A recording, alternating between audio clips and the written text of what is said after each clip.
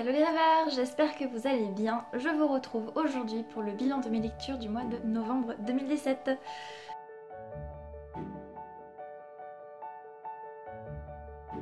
Alors, tout d'abord, j'ai deux choses à vous dire. Premièrement, toutes mes excuses d'avoir tant tardé à faire cette vidéo. J'ai été pas mal prise avec le rush là pour préparer Noël. Au travail, en dehors, c'est un petit peu compliqué. Donc voilà, je le fais maintenant, mais je le fais. Et il n'y aura cette fois-ci pas de book haul donc pour le mois de novembre puisque j'avais 4 livres à vous présenter. Je trouvais que c'était peu. Donc je regrouperai novembre et décembre dans une seule vidéo. Voilà, cette fois-ci j'ai 8 romans à vous présenter pour le total de mes lectures du mois de novembre. Et bien c'est parti. Je vous avais laissé le mois dernier avec le tome 5 de l'épouvanteur, donc l'erreur de l'épouvanteur de Joseph Delaney. Je ne parlerai pas plus de ce roman puisque j'en ai déjà bien parlé la dernière fois et que je pense que ça suffit et que j'ai le tome 6 à vous présenter et je vais éviter de m'emmêler les idées. Après ce roman de fantasy, terreur, jeunesse, je me suis plongée dans un tout autre genre. Je me suis plongée dans Le Père David, l'Impératrice et le Panda de José Frêche aux éditions XO. Alors c'est un bouquin que j'ai mis un petit peu de temps à lire, je savais pas trop quoi penser de l'histoire. Je suis toujours très curieuse et je vous l'avais dit dans ma vidéo de réception, je suis toujours très curieuse à propos de sujets divers et variés, donc j'étais très intriguée par cette histoire du Père David, de l'impératrice de Panda, de savoir comment le Père David, qui était à la fois prêtre et naturaliste, allait pouvoir découvrir ce panda parce que je pensais que... Enfin, voilà, j'ai appris beaucoup de choses là-dessus.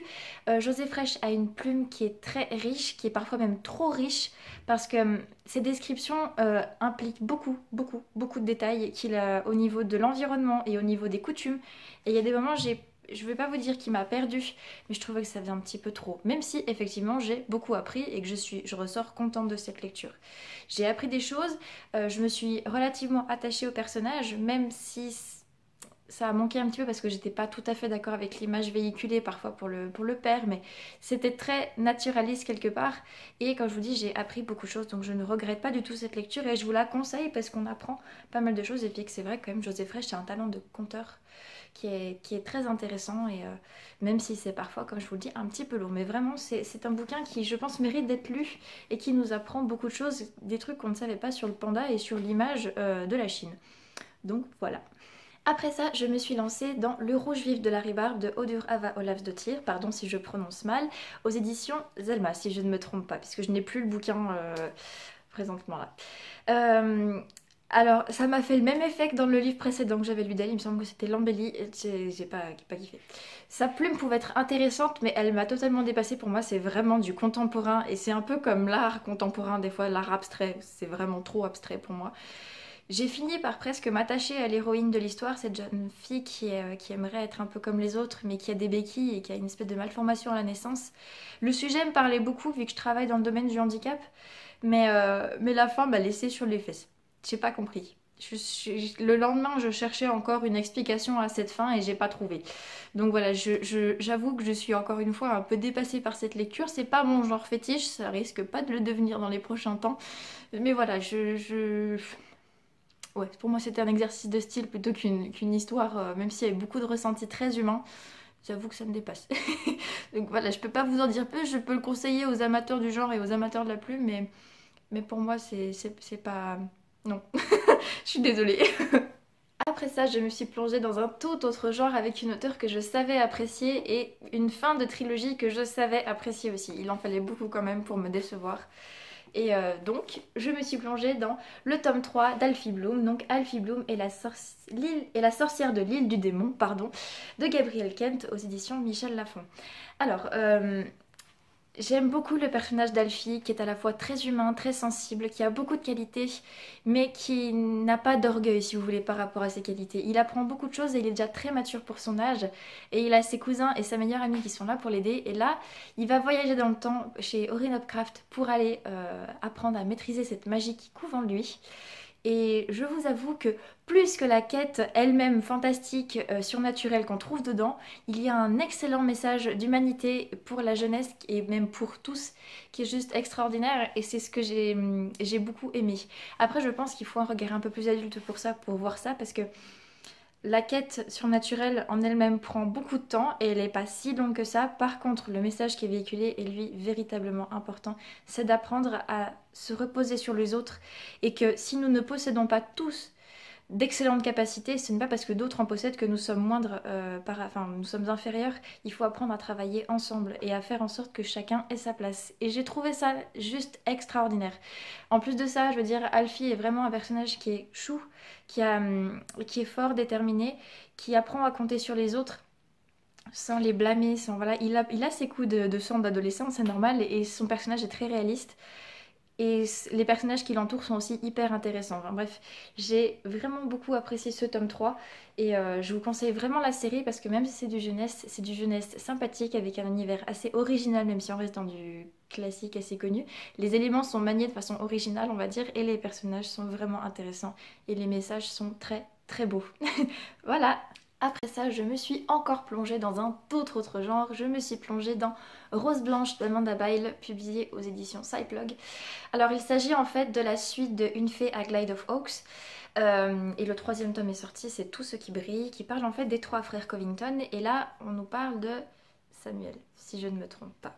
J'ai la mémoire qui est courte, bref. Cette histoire m'a vraiment emballée, tout comme Une fée à Glide of Oaks. J'ai vraiment beaucoup aimé ce que j'y ai trouvé. L'histoire d'amour était belle, même si au final un petit peu trop sensuelle, mais c'est toujours le même problème avec moi quand il y a de la sensualité et un peu trop de scènes un peu osées. Voilà, ça me... c'est pas mon truc. Donc voilà, c'est comme ça. J'ai quand même beaucoup apprécié l'histoire, le lien qui s'est créé entre les deux protagonistes. L'aspect historique de l'histoire, il y a vraiment tout, de retrouver aussi les personnages de Une fée à Glide of Oaks, c'était vraiment trop trop chou. Donc j'étais juste ravie de pouvoir lire ces trucs, puis évidemment je suis restée accro devant, à ne plus vouloir rien faire d'autre que lire. Et ça c'est une sensation que j'aime vraiment, donc je vous le recommande vraiment parce que c'est une lecture addictive, qui est bien écrite, et même si à mon goût il y a un petit peu trop de scènes sensuelles, hein, et ben c'est pas grave, c'est quand même une histoire très intéressante et je lirai avec plaisir Tout ce qui brille, je me le prendrai l'année prochaine. C'est bientôt là, mais voilà, pour l'instant je peux pas me le prendre, mais je me le prendrai dès que possible. Et voilà, je vous conseille vraiment cette saga si vous connaissez pas cet auteur, cette série, ces éditions, foncez parce que c'est juste super super bien. Ensuite, retour à la saga de l'épouvanteur. J'ai donc lu le tome 6 de la saga qui est Le sacrifice de l'épouvanteur, toujours de Joseph Delaney aux éditions Bayard Jeunesse. Alors, j'ai appris d'ailleurs récemment qu'il y avait un 14e tome qui était sorti, ça ne finira jamais, c'est... au secours. Bref, j'ai bien aimé ce tome 6 qui était intéressant, il y a des choix qui sont posés. Tom apprend à accepter des choses qu'il n'aurait jamais fait en temps normal, il apprend à faire des concessions et je me demande vraiment comment ça va évoluer par la suite parce que je cautionne pas trop ces changements. Je me demande vraiment sur quelle piste ça va l'emmener, s'il saura rester sur le chemin de la lumière et comment surtout. Et ça me pose pas mal de choses, même si j'ai aimé l'intrigue qui est mise en place parce qu'on change totalement de lieu, on ne reste plus dans le comté cette fois, on va autre part et ça c'était intéressant. On retrouve des personnages qu'on avait vus dans les tomes précédents, ça aussi c'est cool. Mais voilà, il y a des actes qui sont posés et je me demande vraiment quelles conséquences ça peut avoir pour la suite. Ça m'a en tout cas vraiment marqué quelque part et ça me pose question. Donc voilà, j'ai maintenant les tomes suivants, je vous les présenterai dans le book le mois prochain. Mais voilà, pour l'instant je suis très très curieuse de savoir comment ça se passera dans la suite. Ensuite, j'ai encore changé de genre. Oui, j'ai vraiment fait... ça a été très divers ce mois-ci. C'est pas grave, c'était chouette. J'ai donc lu le premier tome de... Je pense que c'est un diptyque de Marie et Lola. Donc, Pour un selfie avec lui de Sam Riversag. Je ne sais pas trop quoi vous dire de cette lecture. J'ai fait une chronique qui était assez mitigée, même si positive dans l'ensemble. Pour un selfie avec lui est une histoire qui est assez intéressante.